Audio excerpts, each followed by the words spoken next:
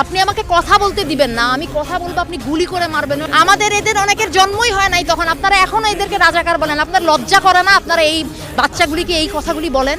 এই আন্দোলনকে এভাবে প্রতিহত করাটা কি আপনার কাছে যৌক্তিক মনে হয় কিনা? কোন আন্দোলন?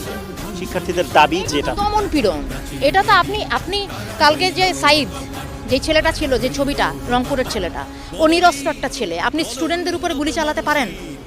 আপনি ছাত্রদের উপরে, নিরস্ত্র ছাত্রদের উপরে কোনো অবস্থাতে আপনি গুলি চালাতে পারেন?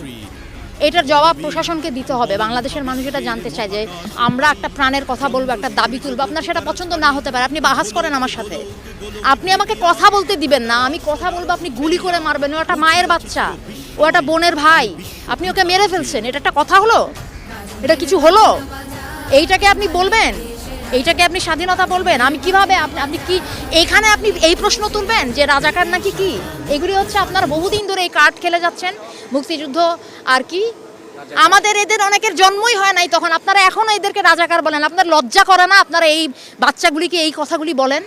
আপনারা লজ্জা করে না যে কেন এই ছাত্র গোষ্ঠী এরকম একটা আশ্রম? আপনারা কোথায় কিছু একটা ন্যায্যতার, কিছু একটা অধিকারের কথা বললে আপনারা বলেন যে রাজাকার। আরে আশ্চর্য কথাবার্তা! আমার স্বাধীন দেশে আপনি আমাকে, আমি আমার ন্যায্য অধিকারের কথা বলবো, আপনি কথায় কথায় আমার মুখে ছুঁড়ে মারবেন রাজাকার, কথায় কথায় ছুঁড়ে মারবেন রাজাকার। এটা কি ফাইজলামি?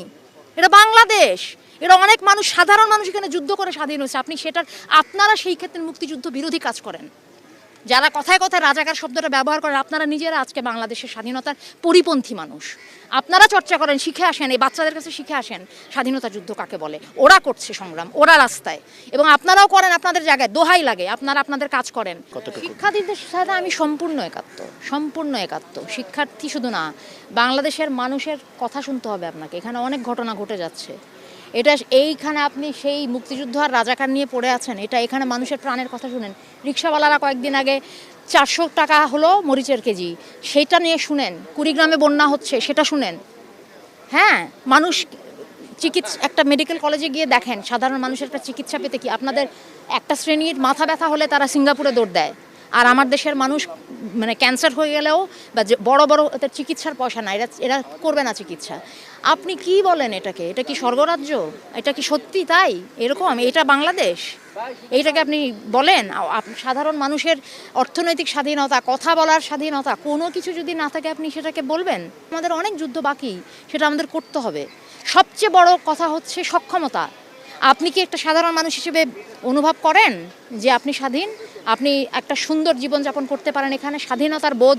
নাকি আপনি প্রত্যেকটা কথা কেটে কেটে বলেন, ভয়ে ভয়ে বলেন? প্রত্যেকটা কথার মধ্যে 100 বার চিন্তা করেন যে এটা বলা যাবে, এটা বলা যাবে না, আপনি তাহলে স্বাধীন না? কেন এটা করতে হবে আমাকে? এইটার জন্য লাখো শহীদ জান দিল, এইটার জন্য এইটাকে আপনি স্বাধীনতা বলেন? আর এইটা যেটা মুক্তিযুদ্ধের পক্ষশক্তি যারা বলে নিজেদেরকে, তারা এখন ক্ষমতায়, তারা ক্ষমতায় থাকা অবস্থায় যদি আমাদের স্বাধীনতার বোধের এই অবস্থা হয়, তাহলে কাকে বিশ্বাস করবেন আপনি? কাজে স্বাধীনতার এখন অনেক বাকি, অনেক স্তরের স্বাধীনতা বাকি। হ্যাঁ, পতাকার